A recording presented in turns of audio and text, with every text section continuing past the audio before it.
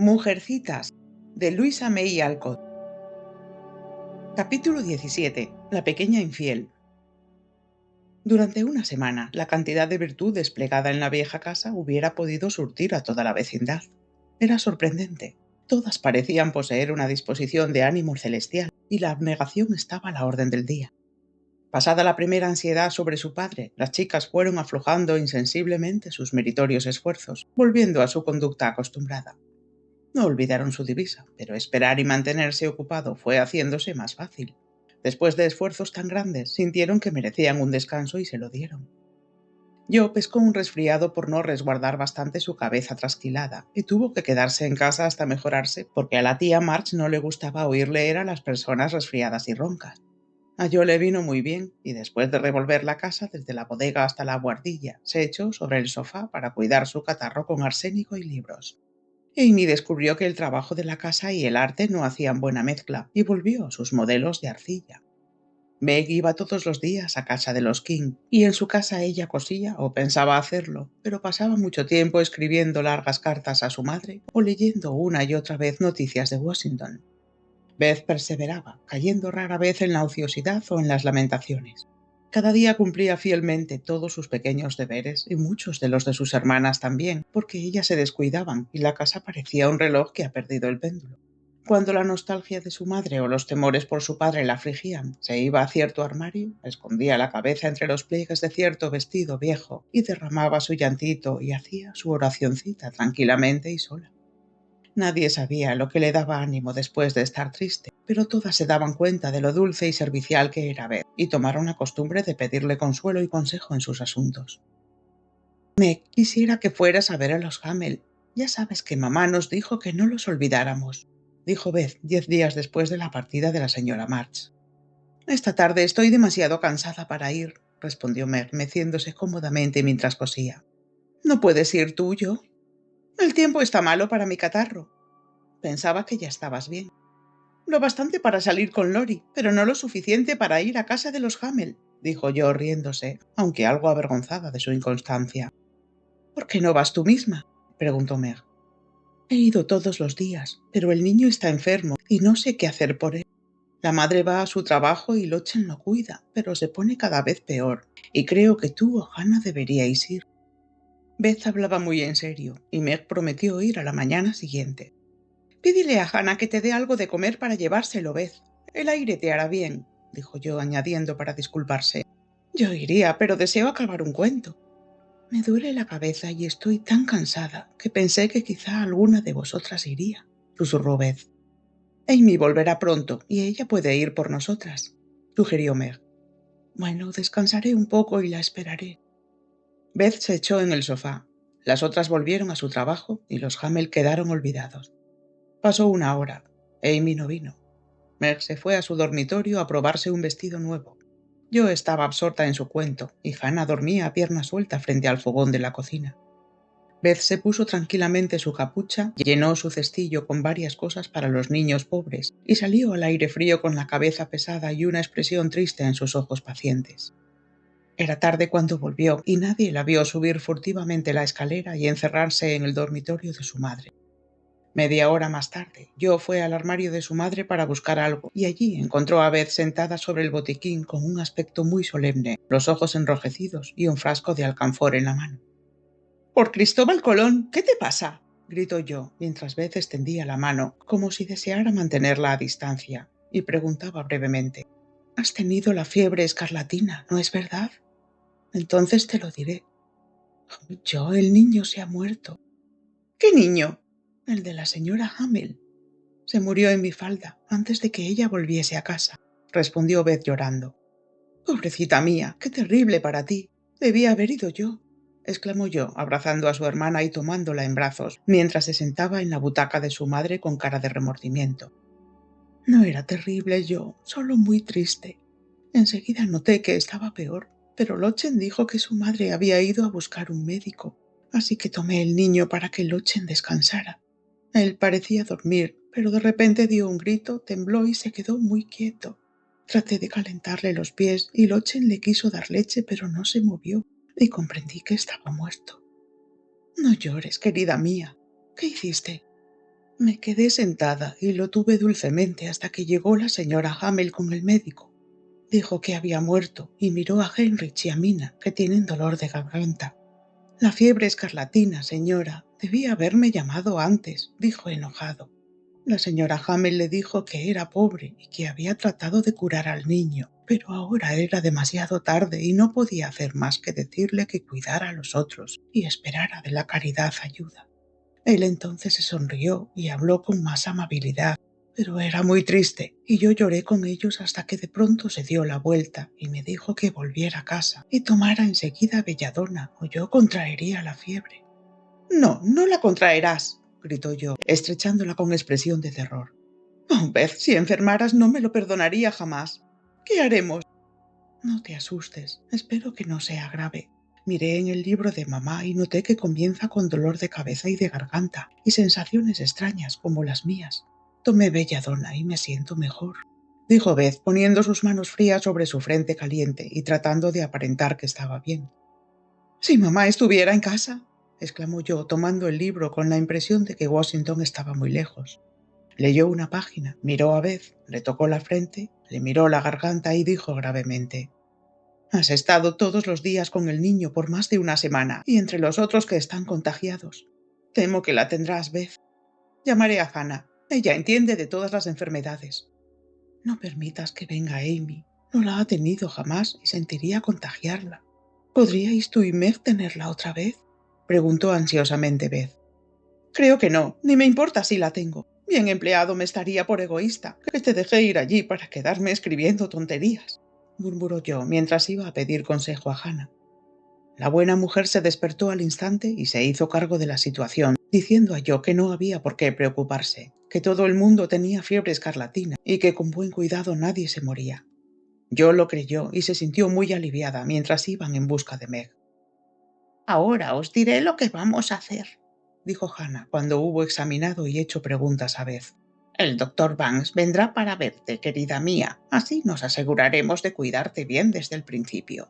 Luego enviaremos a Amy a casa de la tía March unos días para ponerla fuera de peligro. Una de vosotras se puede quedar en casa para entretener a Beth. Naturalmente quedaré yo, que soy la mayor, comenzó a decirme.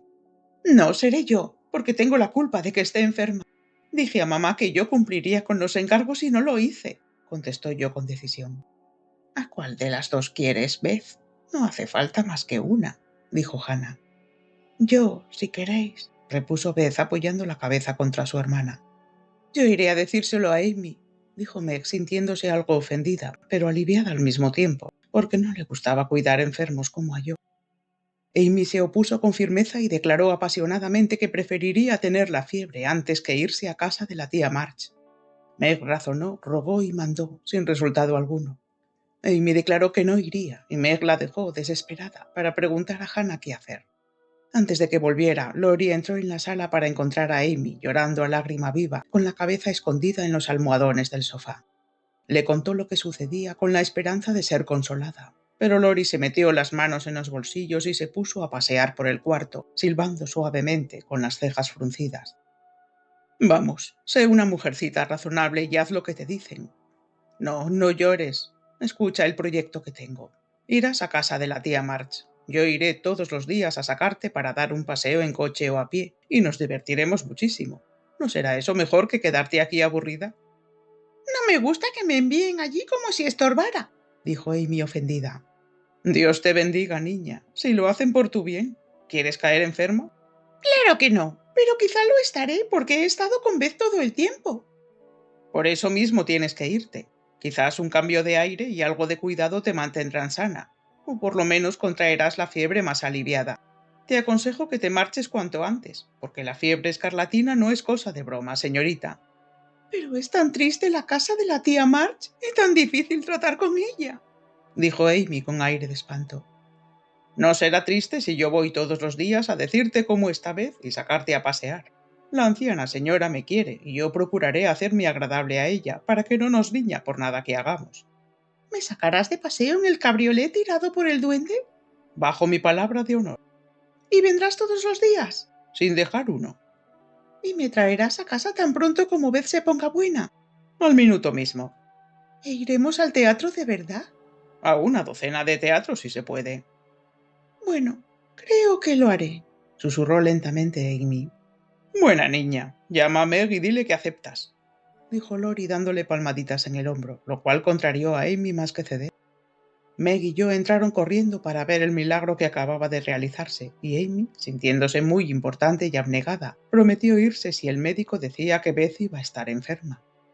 ¿Cómo está la pequeña?, preguntó Lori, porque Beth era su favorita y estaba más preocupado por ella de lo que aparentaba. Está acostada en la cama de mamá y se siente mejor. La muerte del niño la perturbó, pero tal vez no tiene más que un catarro. Hannah dice que eso es lo que ella cree, pero parece ansiosa y eso me inquieta, respondió Meg. Qué difícil es este mundo, dijo yo. Apenas salimos de un disgusto entramos en otro.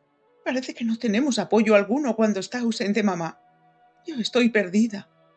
Bueno, no te pongas como un erizo. No está bien. Arréglate la peluca yo, y dime si debo telegrafiar a tu madre o ayudaros en algo, preguntó Lori. Eso es lo que me preocupa, dijo Meg. Creo que debemos decírselo a mamá si Beth está realmente enferma. Pero Hannah dice que no, porque mamá no puede dejar a papá y no haría más que alarmarla. Beth no estará enferma por mucho tiempo, y Hannah sabe exactamente qué hacer. Además, mamá nos dijo que la obedeciéramos, de modo que debemos hacerlo, pero no estoy segura. Bueno, no sé. Supongamos que pides un consejo a mi abuelo después de que haya venido el médico. Lo haremos. Yo, vete a buscar al médico inmediatamente, pidió Meg. No podemos decidir nada hasta que haya venido. Quédate donde estás, yo. Yo soy el recadero de esta casa, dijo Lori recogiendo su gorra. Temo que estés ocupado, comenzó a decir Meg. No, he terminado mis lecciones por hoy. ¿Estudias durante las vacaciones?, preguntó yo. Sigo el buen ejemplo de mis vecinas, respondió Lori mientras salía precipitadamente. Tengo grandes esperanzas en mi muchacho, observó yo, viéndole saltar la valla. Sí, se porta muy bien para ser chico, fue la respuesta poco amable de Meg. El médico vino. Dijo que Beth tenía síntomas de la fiebre, pero pensó que no la tendría muy fuerte, aunque pareció preocuparle lo que le dijeron de las visitas de la niña a casa de los Hamel. Ordenó que alejaran a Amy y recetó una medicina para resguardarla del peligro. Amy partió acompañada por Joe y Lori. La tía March los recibió con su hospitalidad acostumbrada. ¿Qué deseáis ahora?, preguntó, mirando por encima de sus anteojos, mientras el papagayo, sentado en el respaldo de su silla, gritaba. ¡Márchate! ¡No queremos chicos! Lori se retiró a la ventana y yo contó lo ocurrido. No me sorprende lo más mínimo, si les permiten visitar a los pobres. Amy puede quedarse aquí y hacerse útil si no está enferma, que no dudo lo estará porque ya lo parece. No llores, niña, me fastidia oír gimotear a la gente. Amy estaba a punto de llorar, pero Lori tiró a escondidas de la cola al papagayo, lo cual le hizo gritar. ¡Vaya botas! De manera tan cómica que se echó a reír en vez de llorar. ¿Qué noticias tienes de tu mamá?, preguntó bruscamente la señora anciana. Papá está mucho mejor, respondió yo. ¿De veras? No durará mucho. March no tuvo nunca mucha correa.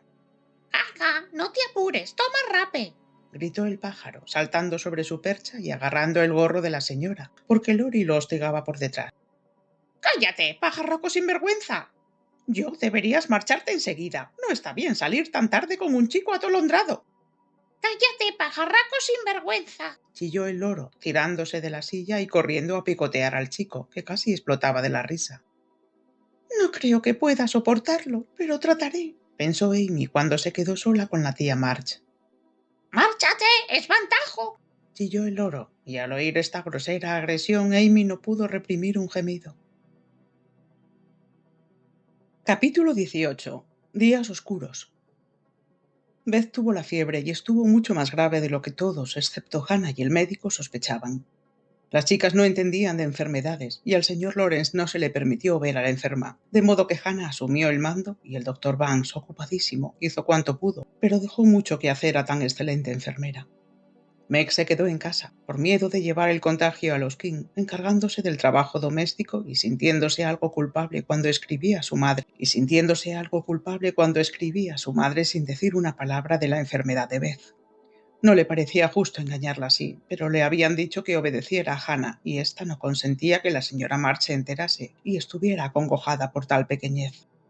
Joe se consagró a Beth día y noche, tarea no difícil, porque Beth era muy paciente y soportaba el dolor sin quejarse mientras podía dominarse. Pero llegó un momento en que, durante los ataques de fiebre, comenzó a hablar con voz ronca y entrecortada, a tocar sobre la colcha con los dedos como si fuese su querido piano, y trató de cantar con la garganta tan inflamada que no podía dar una nota. No conocía las caras familiares que la rodeaban y llamaba suplicante a su padre. Entonces Joe se alarmó. Meg pidió permiso para escribir la verdad, y aún Hannah dijo que lo pensaría, aunque todavía no había ningún peligro. Una carta de Washington aumentó sus penas, porque el señor March había sufrido una recaída y no podía pensar en volver por mucho tiempo. Qué oscuros parecían ahora los días, qué triste y solitaria la casa, y qué afligidos los corazones de las hermanas, mientras trabajaban y esperaban, con la sombra de la muerte cerniéndose sobre el hogar antes tan feliz. Fue entonces cuando Meg, dejando caer con frecuencia las lágrimas en su costura, comprendió lo rica que había sido en cosas de más valor que todos los lujos que pudiese comprar el dinero, en amor, protección, paz, salud, las verdaderas bendiciones de la vida. Fue entonces que yo, viviendo en el dormitorio oscurecido con la paciente hermanita siempre a la vista y con aquella voz triste sonando en sus oídos, aprendió a ver la belleza y la dulzura del carácter de Beth y a darse cuenta del lugar profundo y tierno que tenía en todos sus corazones y a reconocer el valor de la abnegación y desinterés de su hermanita. Y Amy, en su destierro, anhelaba estar en su casa para poder trabajar con Beth, recordando con tristeza, llena de arrepentimiento, cuántas tareas descuidadas habían hecho aquellas manos complacientes por ella, de buena voluntad. Lori frecuentaba la casa como un espíritu inquieto, y el señor Lawrence cerró con llave el piano de cola, que le recordaba a la vecina joven que tan grata solía hacerle las horas del crepúsculo. El lechero, el panadero, el tendero y el carnicero preguntaban por ella. La pobre señora Hamel vino para pedir perdón por su descuido y para obtener una mortaja para Mina. Los vecinos enviaron toda clase de cosas útiles con sus buenos deseos, de modo que hasta los que mejor la conocían se sorprendieron al descubrir cuántos amigos tenía la tímida Beth. Entretanto, ella estaba en la cama con la vieja muñeca Johanna a su lado, porque aún en su inconsciencia no se olvidó de su favorita abandonada. Deseaba mucho ver a sus gatos, pero no permitió que se los trajeran por miedo a que cayesen enfermos, y en las horas tranquilas se preocupaba mucho por John. Enviaba recados cariñosos a Amy, les encargaba dijesen a su madre que pronto le escribiría, y a menudo pedía un lápiz y papel y quería escribir algunas líneas para su padre, para que no creyese que lo olvidaba. Pero pronto terminaron incluso aquellos intervalos de conocimiento, y estaba hora tras hora agitada por la fiebre, pronunciando palabras incoherentes, o caía en un profundo sopor que no le permitía descansar. El médico venía 2 veces al día. Ana velaba toda la noche. Meg tenía un telegrama en su escritorio, listo para ser despachado en cualquier momento, y John no se separaba del lado de Beth.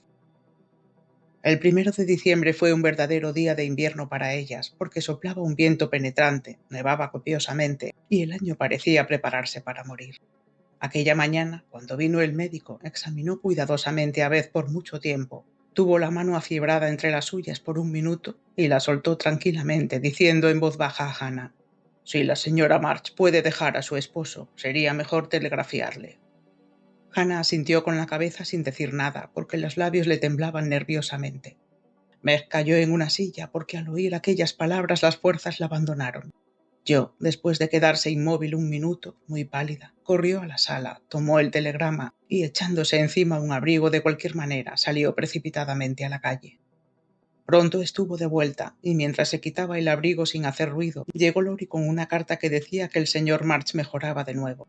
Yo la leyó con gratitud, pero su corazón seguía tan oprimido y su rostro revelaba tanta tristeza que Lori preguntó vivamente: «¿Qué pasa? ¿Está peor, Beth?» «He telegrafiado a mamá», dijo yo. «Bien hecho, yo. ¿Lo has hecho por propia decisión?» «No, el médico lo encargó». «Oh, yo, tan mal está», exclamó Lori alarmado. «Sí, lo está. No nos conoce ni habla del rebaño de tórtolas verdes, como suele llamar a las hojas del viñedo de la pared. No parece mi Beth, y no hay nadie para ayudarnos a soportarlo. Mamá y papá están ausentes, y Dios parece tan lejano que no puedo encontrarlo».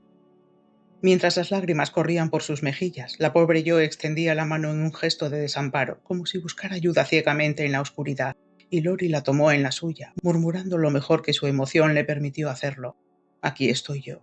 Apóyate en mí, querida yo». Ella no pudo contestar, pero se apoyó en él, y el calor de su mano amiga consoló su corazón doliente, pareciendo guiarla al brazo divino, el único que podía sostenerla en su aflicción.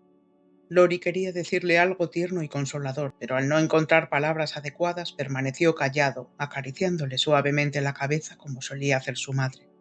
No podría haber hecho nada mejor, porque Jo se sintió más calmada por aquella simpatía mutua que por palabras suaves. Gracias, Teddy. Ahora estoy mejor. No me siento tan abandonada y trataré de soportar lo que venga. No pierdas la esperanza. Eso te ayudará mucho, Jo. Pronto estará aquí tu madre y entonces todo irá bien. Me alegro mucho de que papá esté mejor. Ahora no le costará tanto a mamá dejarlo. Ay de mí, parece como si las penas vinieran todas de una vez y como si yo llevara la parte más pesada. No lleva Meg su parte. Sí, trata de llevarla, pero ella no quiere tanto a vez como yo. No la echará de menos. Esa es mi conciencia y no puedo perderla. No puedo, no puedo. Yo escondió su cara en el pañuelo mojado y lloró desesperadamente, porque hasta entonces se había mantenido fuerte, sin derramar una lágrima.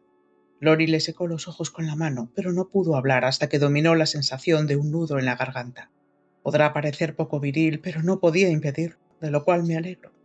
Luego, a medida que se calmaban los sollozos de Jo, dijo con tono esperanzado: No creo que se muera. Es tan buena y todos la queremos tanto que Dios no se la llevará todavía. La gente buena y amada siempre se muere, gimió Jo. Pobrecita, estás rendida de cansancio. No es propio de tu carácter desesperarte. Ánimo, que todo se arreglará. Qué buen médico y amigo eres, Teddy. ¿Cómo podré pagarte? Ya te enviaré la cuenta. Ahora, por lo pronto, te diré algo. ¿Qué es? Ayer telegrafié a tu madre y Brooke ha contestado que vendrá enseguida. Esta noche estará aquí y todo irá bien. ¿No te alegras de que te lo haya dicho?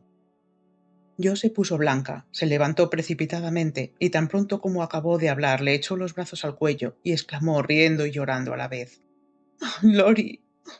¡Mamá! ¡Qué contenta estoy!»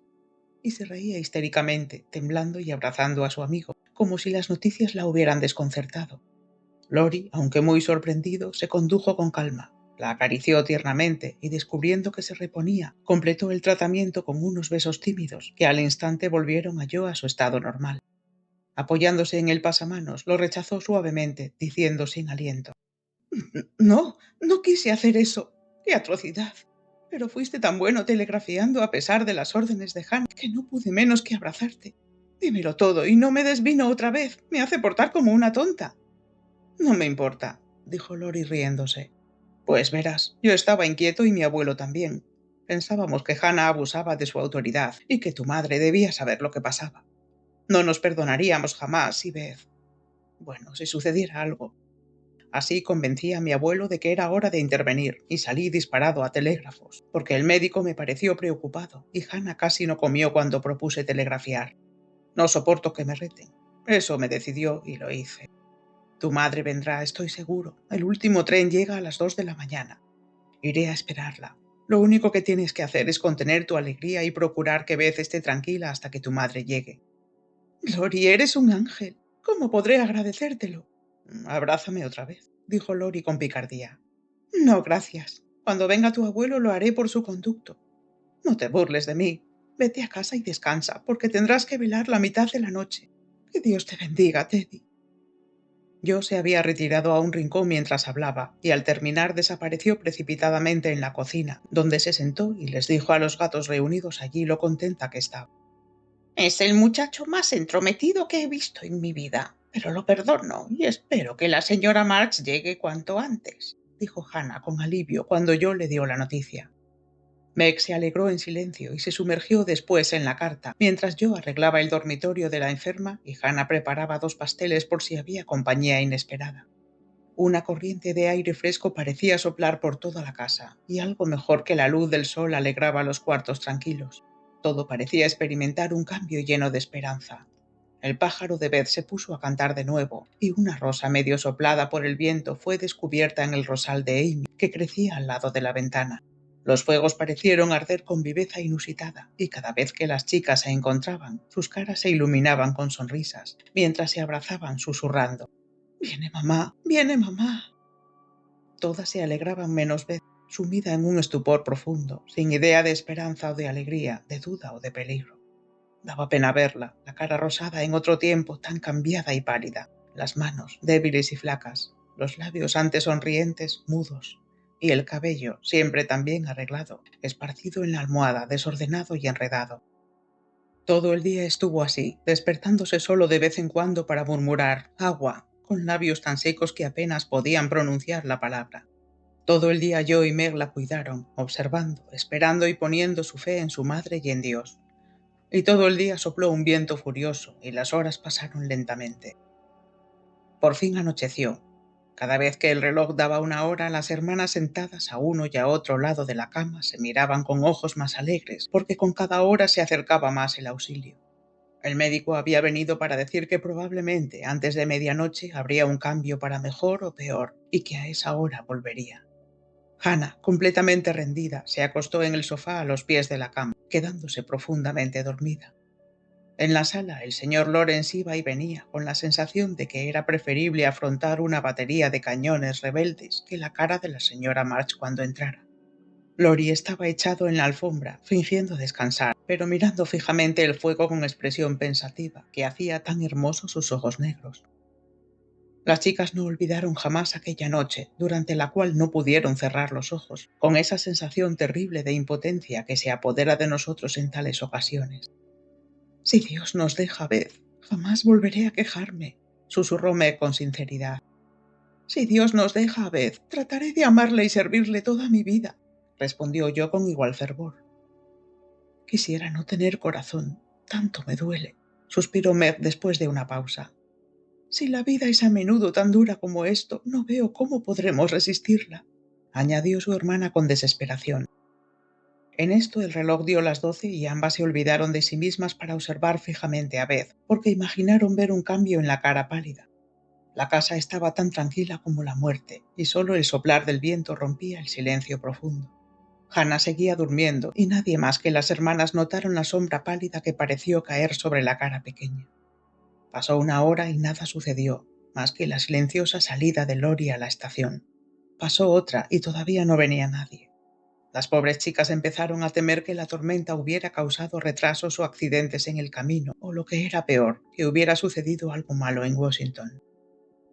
Eran más de las 2 cuando yo, que estaba en la ventana pensando qué triste parecía el mundo en su mortaja de nieve, oyó un movimiento en la cama y volviéndose con rapidez vio a Meg de rodillas delante de la butaca de su madre, con la cara escondida. Un miedo terrible la acometió con el pensamiento. Beth ha muerto y Meg no se atreve a decírmelo. Volvió al momento a su puesto y observó un cambio extraordinario. El rubor de la fiebre y la expresión de dolor habían desaparecido, y tan tranquila y pálida estaba la pequeña cara querida en ese descanso completo que yo no sintió deseos de llorar o quejarse. Inclinándose sobre aquella hermana queridísima, besó su frente húmeda con mucha emoción y murmuró suavemente: «Adiós, Beth mía, adiós». Como si el movimiento la hubiera despertado, Hannah se levantó sobresaltada, se acercó a la cama, miró a Beth, le tocó las manos, escuchó su respiración y después, echándose el delantal por encima de la cabeza, se sentó en la mecedora exclamando en voz baja: «La fiebre ha pasado. El sueño es natural. Tiene la piel húmeda y respira con facilidad. Gracias a Dios, bendito sea el cielo. Sí, queridas mías, creo que la muchachita se repondrá esta vez. No hagáis ruido, dejadla dormir, y cuando se despierte, dadle».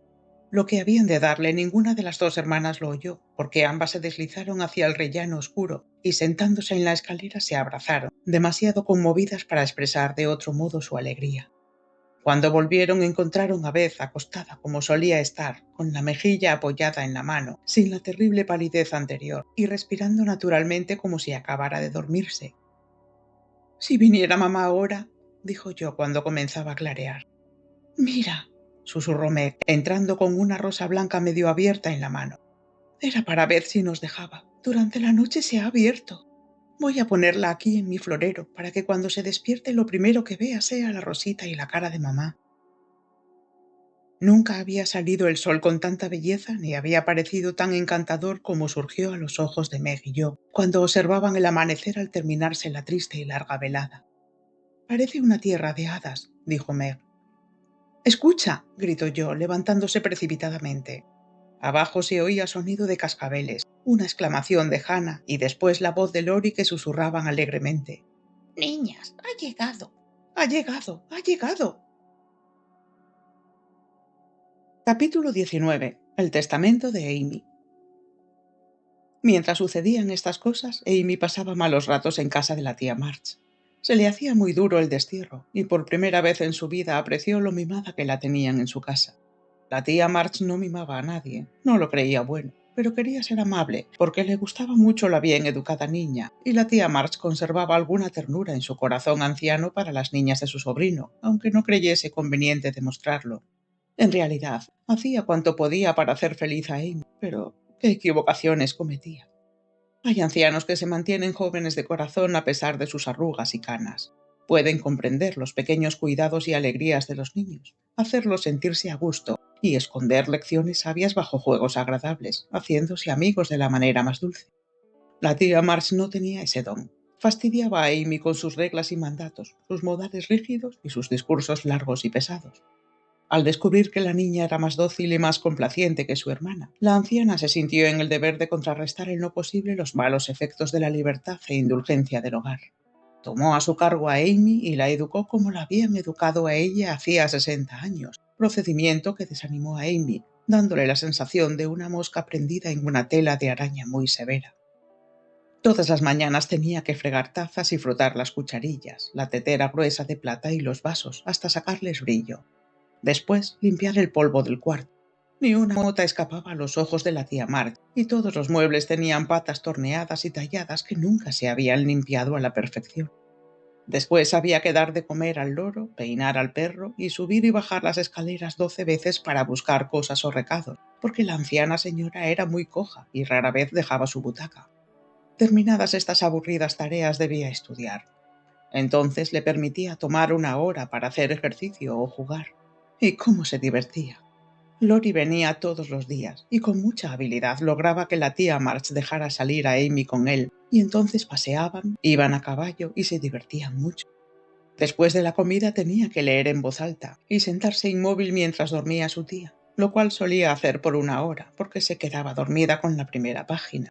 Entonces aparecía la costura de retacitos o de toallas y Amy cosía con humildad exterior y rebeldía interior hasta el crepúsculo, cuando tenía permiso para divertirse hasta la hora del té.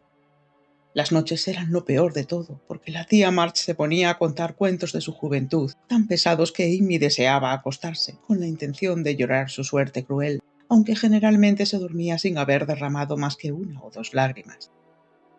Sin la ayuda de Lori y de la vieja Esther, la doncella, no hubiera podido aguantar aquel tiempo terrible. El loro bastaba para volverla loca, porque pronto descubrió que no agradaba a la niña y se vengó con toda clase de travesuras. Cada vez que se acercaba a él le tiraba del cabello, volcaba el pan con leche para enojarla cuando acababa de limpiar su jaula, hacía ladrar al perro, picoteándolo, mientras dormitaba la señora. Le daba nombres poco gratos delante de los demás y se portaba, en fin, como un pajarraco insoportable. Tampoco podía ella aguantar al perro, animal regordete e irritable, que le gruñía mientras lo cepillaba y solía echarse al suelo patas arriba cuando quería algo de comer, lo que ocurría una docena de veces al día. La cocinera tenía mal genio, el viejo cochero era sordo, y Esther era la única persona que hacía algún caso de la señorita. Esther era francesa, había vivido con Madame, como solía llamar a su señora, por muchos años, y dominaba a la anciana, que no podía prescindir de ella. Simpatizó con la señorita y la divertía mucho con cuentos curiosos de la vida en Francia, cuando Amy estaba sentada a su lado mientras ella planchaba los encajes de la señora. Ella le permitió vagar por la casa grande para examinar las cosas bonitas y raras colocadas en armarios espaciosos y cofres antiguos, porque la tía March almacenaba artículos como una urraca. Lo que más le gustaba a Amy era un bargueño lleno de cajoncitos y lugares secretos, en los cuales había toda clase de joyas de gran valor y otras nada más que curiosas, todas joyas más o menos antiguas. Examinar y poner en orden aquellas cosas agradaba mucho a Amy, sobre todo los estuches de joyas en los cuales, sobre almohadillas de terciopelo, estaban estas, que habían adornado a una dama hermosa hacía 40 años.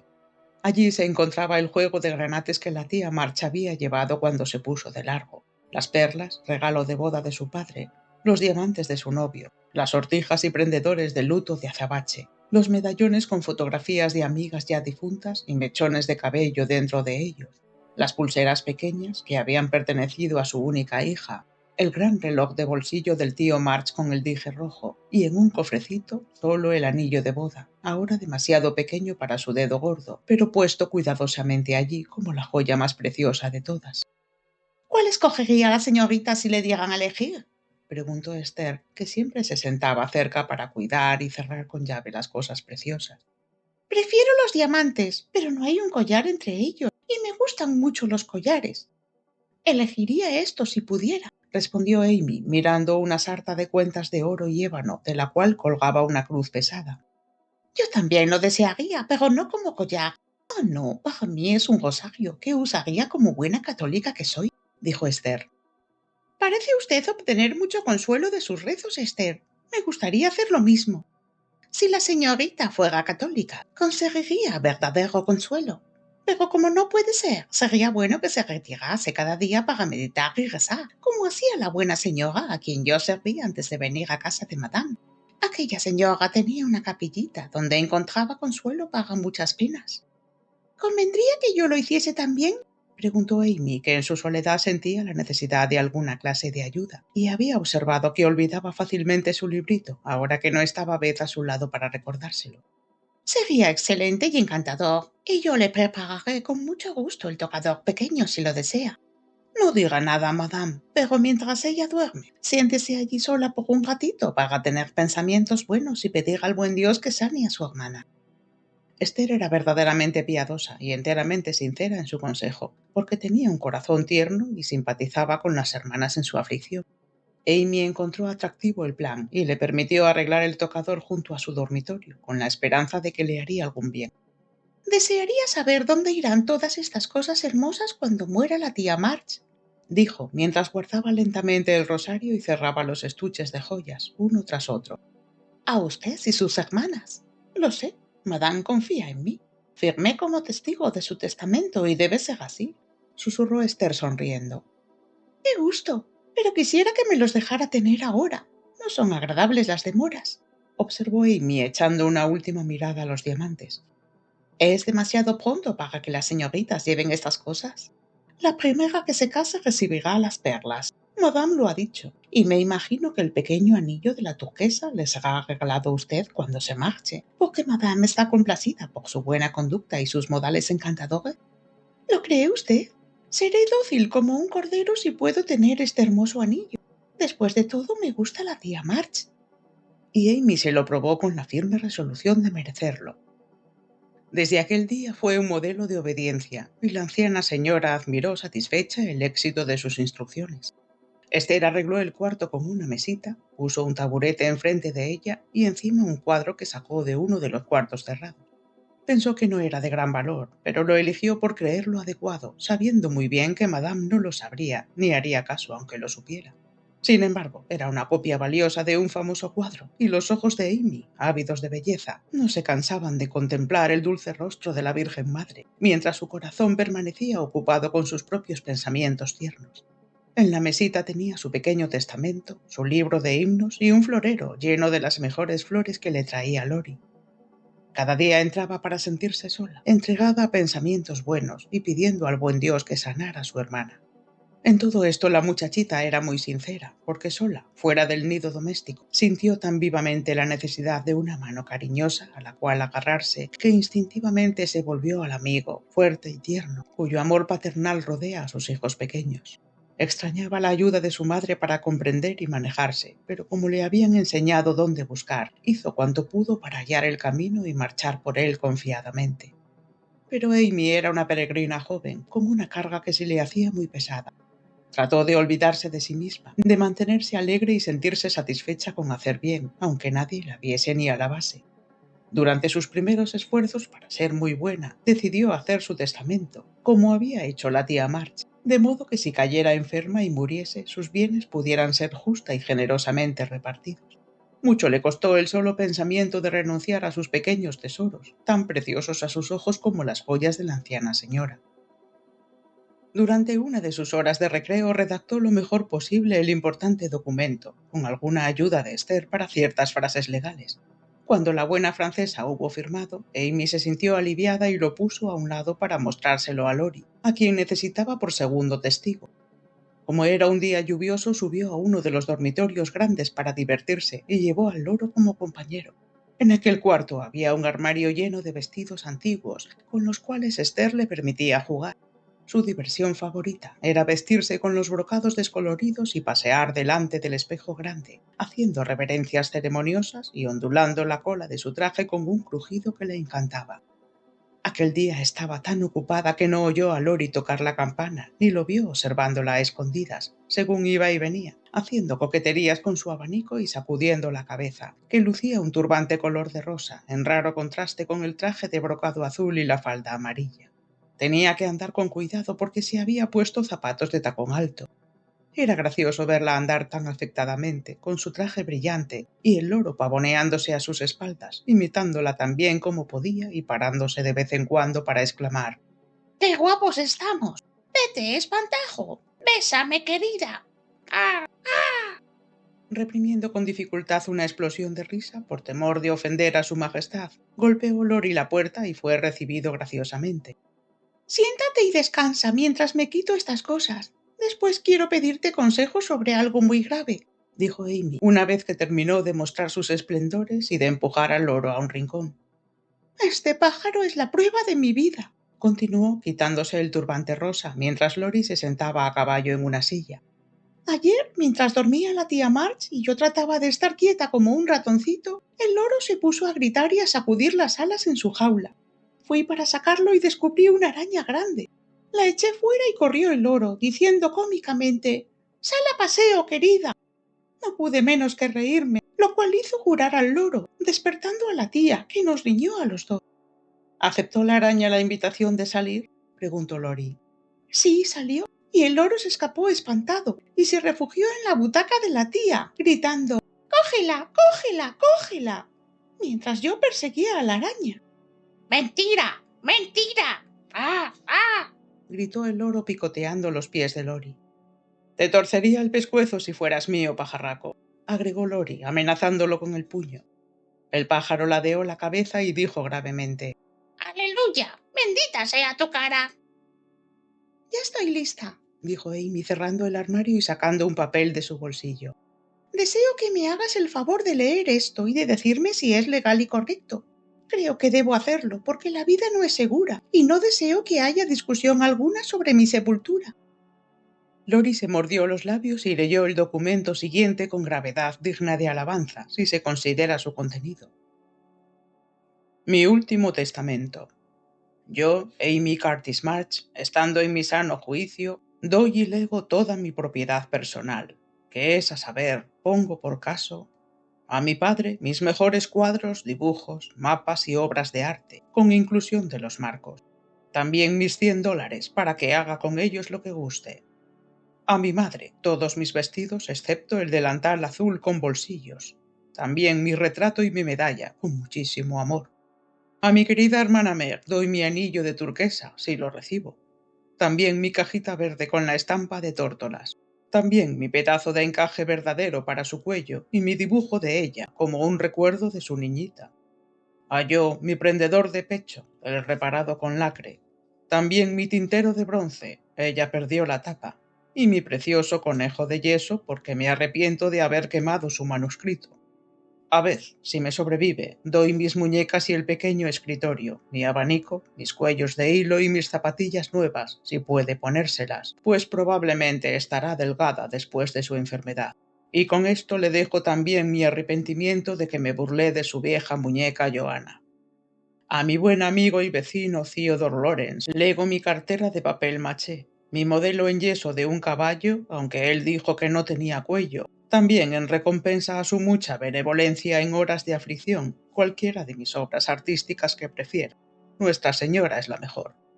A nuestro venerable bienhechor el señor Lawrence lego mi cajita púrpura con un espejo en la tapa que será buena para sus plumas y le recordará a la niña fallecida, que le da las gracias por los favores hechos a su familia, en especial a Beth. Deseo que mi amiga Kitty Byron reciba el delantal de seda azul y mi anillo de cuentas doradas, con un beso. A Hannah doy la cajita de cartón que deseaba y toda la obra de retacitos, con la esperanza de que se acordará de mí cuando los mire. Y ahora, habiendo dispuesto de mi propiedad de más valor, espero que todos quedarán contentos y no se quejarán de la muerta. Perdono a todos y tengo la confianza de que nos encontraremos cuando suene la trompeta. Amén. A este testamento pongo mi firma y sello en este día 20 de noviembre, anno Domini 1861. Amy Curtis March. Testigos: Estelle Valnor, Theodore Lawrence. Este último nombre estaba escrito con lápiz, y Amy explicó que él debía escribirlo con tinta y sellar el documento formalmente. ¿Cómo se te ocurrió hacer esto? ¿Te ha dicho alguien que Beth ha dado sus cosas a los demás? Preguntó gravemente Lori, mientras Amy ponía delante de él un pedazo de cinta roja, con lacre, una bujía y un tintero. Ella se explicó y después preguntó ansiosamente: ¿Qué has dicho de Beth? Siento mucho haber hablado, pero ya que he empezado te lo diré. Un día se sintió tan enferma que dijo a Yo que deseaba dar su piano a Meg, su pájaro a ti y la pobre muñeca vieja a Yo, que la querría por amor a ella. Sentía no tener más para dar y dejaba bucles de su pelo a los demás y sus mejores cariños a mi abuelo. Ella no pensó nunca en un testamento. Lori firmaba y sellaba según hablaba, y no levantó los ojos hasta que una lágrima grande cayó en el papel. La cara de Amy estaba llena de pena, pero no dijo más que: ¿No se acostumbra a poner alguna clase de postdata a los testamentos algunas veces? Sí, codicilos los llaman. Entonces pon uno en el mío, que deseo que todos mis bucles sean cortados y dados a mis amigos. Lo olvidé, pero quiero que se haga, aunque estropee mi aspecto. Lori lo añadió, sonriendo ante el último y mayor sacrificio de Amy. Después la entretuvo por 1 hora, interesándose mucho en todas sus aficiones. Pero cuando ya se iba, Amy lo detuvo para susurrar con labios temblorosos: ¿Está Beth verdaderamente en peligro? Temo que sí, pero debemos tener esperanzas de que todo acabe bien, así que no llores, querida mía. Y Lori la abrazó fraternalmente, lo cual la consoló mucho. Cuando su amigo salió, se fue a su capillita y oró por Beth, con los ojos llenos de lágrimas y el corazón dolorido, sintiendo que millones de sortijas de turquesas no podrían consolarla por la pérdida de su dulce hermanita. Capítulo 20. En confianza. No hay palabras para describir el encuentro de la madre con sus hijas. Es bello vivir tales horas, pero muy difícil detallarlas. Lo dejaré a la imaginación de los lectores, limitándome a decir que la casa rebosaba verdadera felicidad y que la tierna esperanza de Meg se realizó, porque cuando Beth se despertó de aquel sueño largo y saludable, los primeros objetos que sus ojos vieron fueron la rosita y la cara de su madre. Demasiado débil para extrañarse por nada, no hizo más que sonreír y acurrucarse en los brazos cariñosos, sintiendo al fin satisfecho su deseo. Después volvió a dormirse y las chicas sirvieron a su madre, que no quería soltar la mano delgada que se asía firmemente a la suya, aún durante el sueño. Hannah había preparado para la viajera un desayuno sorprendente, que Meg y yo le alcanzaron como cigüeñas sumisas, mientras escuchaban su relato del estado de su padre, de cómo el señor Brooke había prometido quedarse a cuidarlo, cómo la tormenta había retrasado el viaje a casa y cuánto la había animado Lori en la estación, cuando llegó completamente rendida por el cansancio, la ansiedad y el frío. Qué día tan extraño, aunque agradable, fue aquel. Fuera tan brillante y alegre porque todo el mundo había salido para contemplar la primera nevada. En casa tan tranquilo y reposado porque todas dormían fatigadas por la velada. Reinaba una tranquilidad de domingo, mientras Hannah, cabeceando, guardaba la puerta. Con la feliz sensación de verse libres de una carga, Meg y yo cerraron los ojos fatigados y descansaron, como barcos arribados a puerto seguro tras dura tempestad. La señora March no quiso dejar a Beth, pero durmió en la butaca, despertándose con frecuencia para mirar y tocar a su niña, cual avaro que acaba de recobrar un tesoro perdido. Entretanto, Lori salió disparado para consolar a Amy y contó también su historia que casi hizo llorar a la tía March, que ni una sola vez dijo: «Ya lo decía yo». En esta ocasión, Amy se portó tan bien que imagino que los buenos pensamientos de la capillita comenzaban a producir fruto. Pronto se secó las lágrimas, dominó su impaciencia por ver a su madre y ni se acordó de la sortija de turquesa. Hasta el loro parecía impresionado, porque la llamó «buena niña» y le dijo: Bendita sea tu alma. Y sal de paseo, querida, con su voz más agradable. Con gusto hubiese salido a disfrutar del tiempo despejado de invierno, pero descubriendo que Lori se caía de sueño, a pesar de sus valerosos esfuerzos por disimularlo, lo persuadió a que descansara en el sofá mientras ella escribía una carta a su madre. Empleó largo rato en hacerla y cuando volvió su amigo estaba acostado con ambas manos debajo de su cabeza, profundamente dormido. La tía March había bajado las cortinas y estaba sentada sin hacer nada, con desusada benevolencia. Después de un rato empezaron a pensar que no despertaría hasta la noche, y probablemente así hubiera sido si una exclamación de alegría dada por Amy a la vista de su madre no lo hubiera sacudido. Muchas niñas felices habría en la ciudad aquel día, pero seguro que ninguna lo era tanto como Amy cuando, sentada sobre las rodillas de su madre, le contó sus experiencias abundantemente compensadas por caricias tiernas y sonrisas consoladoras. Estaban solas en la capillita, a la cual su madre no puso reparos cuando supo su objeto. Al contrario, me gusta mucho, querida mía, dijo mirando el librito bien usado y el bello cuadro con su guirnalda de verde. Es una idea excelente tener algún sitio donde poder refugiarse en busca de tranquilidad cuando estamos entristecidos o inquietos. Hay muchas horas difíciles en nuestra vida, pero siempre podemos soportarlas si pedimos auxilio como es debido. Pienso que mi muchachita está aprendiendo. Sí, mamá. Y cuando vuelva a casa voy a poner mis libros y una copia de este cuadro que he tratado de hacer en una esquina del cuartito. La cara de la madre no me ha salido bien. Es demasiado bella para que yo pueda dibujarla, pero he logrado dibujar mejor al niño y me gusta muchísimo. Me agrada pensar que él fue una vez niño, porque no me siento tan lejos de él, y eso me ayuda. Mientras Amy señalaba al niño Jesús en las rodillas de su madre, la señora March vio algo en la mano alzada que la hizo sonreír.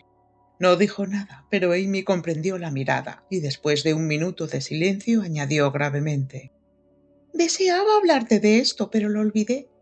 Hoy la tía March me regaló el anillo. Me llamó, me dio un beso y me lo puso en el dedo, diciendo que estaba orgullosa de mí y que desearía tenerme con ella para siempre. Al mismo tiempo me dio este otro anillo para sujetarlo, porque es demasiado grande para mi dedo. Me gustaría tenerlos puestos. ¿Me lo permites?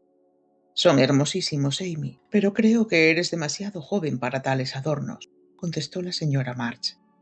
Trataré de no ser vanidosa, dijo Amy. No creo que me guste solo por ser tan bello. Me gustaría usarlo, como la muchachita del cuento cuando llevaba su pulsera, para recordar algo. ¿Quieres decir la tía March? Preguntó su madre riéndose. No, para acordarme de no ser egoísta. Tan seria y sincera parecía Amy que su madre dejó de reírse y escuchó respetuosamente su pequeño proyecto. Estos días he pensado mucho en mi montón de defectos, y el más grave es el egoísmo. Voy a tratar con empeño de curarlo si puedo. Beth no es egoísta, y esa es la razón por la que todas la queréis, y os da tanta pena pensar que podéis perderla. No lo sentiríais tanto si yo estuviese enferma, porque no lo merezco, pero me gustaría que todos me quisieran y me extrañaran. Voy a tratar de parecerme a Beth tanto como pueda. Soy propensa a olvidar mis resoluciones, pero si tuviera siempre algo que me las recordara, creo que me portaría mejor. ¿Puedo probar este medio? Sí, pero tengo más confianza en el rinconcito de la meditación. Usa el anillo, querida mía, y haz lo que puedas. Creo que conseguirás algo, porque desear ser buena con sinceridad es tener ganada media batalla. Ahora tengo que volver a Beth. Ánimo, hija mía, pronto te llevaremos a casa. Aquella tarde, mientras Meg escribía a su padre para informarlo de la llegada de la viajera, Jo subió la escalera a hurtadillas. Entró en el dormitorio de Beth y, encontrando a su madre en el lugar acostumbrado, se detuvo por un minuto retorciendo su cabello con los dedos con gesto de indecisión y perplejidad. «¿Qué te pasa, querida?», preguntó la señora March. «Quiero decirte algo, mamá». «¿Acerca de Meg?». «Qué pronto lo adivinaste». «Sí, se trata de ella, y aunque es una pequeñez me molesta». «Beth duerme. Habla en voz baja y dímelo todo. Espero que ese joven Moffat no haya estado aquí». «No, le hubiera dado con la puerta en las narices si hubiera venido», dijo yo, sentándose en el suelo a los pies de su madre. «El verano pasado Meg dejó un par de guantes en casa de los Lawrence y no devolvieron más que uno. Lo habíamos olvidado por completo hasta que Teddy me dijo que el señor Brooke lo tenía. Lo guardaba en el bolsillo de su chaleco, y una vez que se le cayó y Teddy bromeó por ello, el señor Brough confesó que le gustaba Meg y que no se atrevía a decírselo por ser ella tan joven y él tan pobre. ¿No es una situación terrible? ¿Crees que Meg le quiere?, preguntó la señora March con mirada ansiosa. Pobre de mí, no entiendo nada de amor ni de tales tonterías, gritó yo, con una mezcla cómica de interés y desprecio. En las novelas las muchachas lo exteriorizan ruborizándose, desmayándose, enflaqueciendo y haciendo necedades. Meg no hace nada de eso. Come, bebe y duerme como una persona sana. Me mira frente a frente cuando hablo de ese hombre y solo se ruboriza algo cuando Teddy se burla de los novios. Le prohibí que lo hiciera, pero no me hace caso. Entonces, ¿crees que Meg no está interesada en John? ¿En quién?, gritó yo extrañada. En el señor Brough. Ahora lo llamo John. En el hospital adquirimos esa costumbre y le gusta. Pobre de mí. Ya veo que vas a ponerte de su parte. Ha sido bueno con papá y tú no lo mandarás a paseo, sino que permitirás que se case con él si quiere. ¡Qué astuto! Mimar a papá y hacerse el servicial contigo para ganarse la simpatía de los dos. Y yo, enojada, se tiró de los cabellos. Querida mía, no te enojes. Te diré lo que ha pasado. John me acompañó a petición del señor Lawrence y se interesó tanto en tu pobre padre que no pudimos menos que tomarle cariño. Fue perfectamente sincero y honrado en cuanto a Meg, porque nos dijo que la quería, pero que trabajaría para crear un hogar confortable antes de pedir su mano. No deseaba más que nuestro consentimiento para amarla, trabajar por ella y tratar de ganarse su amor si podía. Realmente es un joven excelente y no podíamos negarnos a escucharle, pero no consentiré que Meg se comprometa tan joven. Claro que no, sería una idiotez. Ya sabía yo que se estaba tramando algo, me lo decía el corazón. Ahora es peor de lo que yo imaginaba. Desearía poder casarme con Meg yo misma para guardarla segura dentro de la familia. Esta extraña solución hizo sonreír a la señora March, pero después dijo seriamente: Yo confío en ti y no quiero que digas nada a Meg todavía. Cuando vuelva John y los vea juntos podré juzgar mejor los sentimientos de ella para con él. Ella verá los suyos en esos hermosos ojos de los cuales habla, y entonces estará perdida. Tiene un corazón tan tierno que se derretirá como manteca de Flandes si alguien la mira amorosamente. Leía las noticias cortas enviadas por él más que tus cartas, y me daba pellizcos cuando yo hablaba de ellos. Le gustan los ojos color castaño. No cree que el nombre de John sea feo. Pronto se enamorará de él y adiós paz, alegría y felicidad entre nosotras. Lo veo todo. Se harán la corte por toda la casa y tendremos que quitarnos de en medio. Meg estará en la gloria y no me necesitará más. Brooke amontonará una fortuna de una manera u otra. Se la llevará, dejará un vacío en la familia. Me romperá el corazón y todo se hará desagradable. Pobre de mí, ¿por qué no habremos sido todos ricos? Entonces no habría ninguna dificultad. La señora March suspiró, y yo levantó los ojos con una expresión de alivio. ¿No te gusta tampoco a ti, mamá? Me alegro. Lo despacharemos con viento fresco, sin decir una palabra a Meg, y seremos felices juntas como siempre. Hice mal en suspirar yo.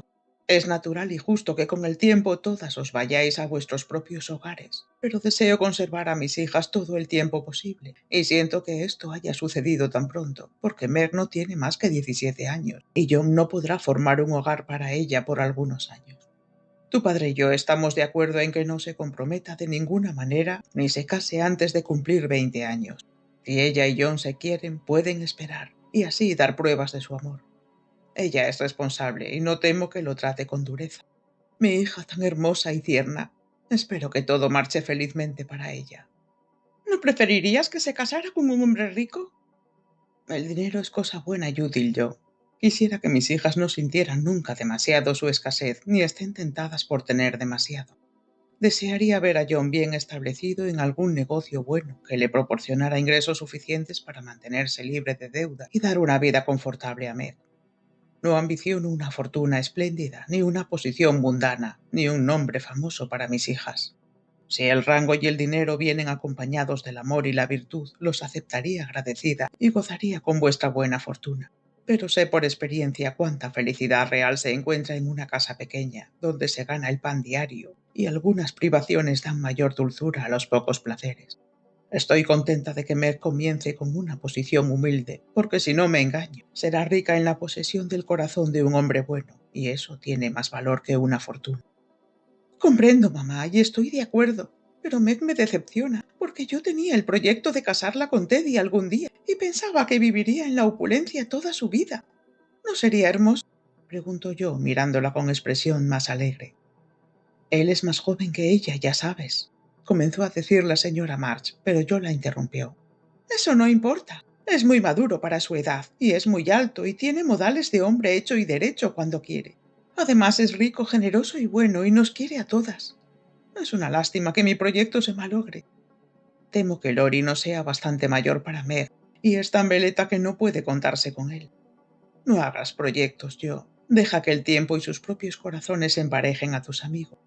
En estas cosas no podemos entrometernos con seguridad, y es mejor que no se nos metan tonterías románticas en la cabeza, como tú dices, no sea que destruyan nuestras amistades. Bueno, no lo haré, pero detesto ver que las cosas se tuercen y atraviesan, cuando algunos arreglitos lo solucionarían todo. Ojalá pudiésemos parar de crecer, poniéndonos planchas en la cabeza, pero los capullos tienen que hacerse rosas, y los gatizos gatos, aunque no queramos. ¿Qué es eso de planchas y gatos? Preguntó Meg entrando a hurtadillas en el dormitorio con la carta que había escrito en la mano. Nada más que una de mis estúpidas charlas. Voy a dormir. Ven, Meg, dijo yo, desplegándose como un rompecabezas vivo. Muy correcta y bien escrita. Hazme el favor de añadir que envío mis afectuosos recuerdos a John, dijo la señora March devolviendo la carta. ¿Tú lo llamas John? Preguntó Meg sonriendo, con sus inocentes ojos mirando a los de su madre. Sí, se ha portado como un hijo con nosotros y lo queremos mucho, respondió la señora March, dirigiendo a su hija una mirada penetrante. Me alegro, ya que está tan solo. Buenas noches, mamá querida. Qué tranquilidad tan grande tenerte aquí con nosotras, respondió Meg.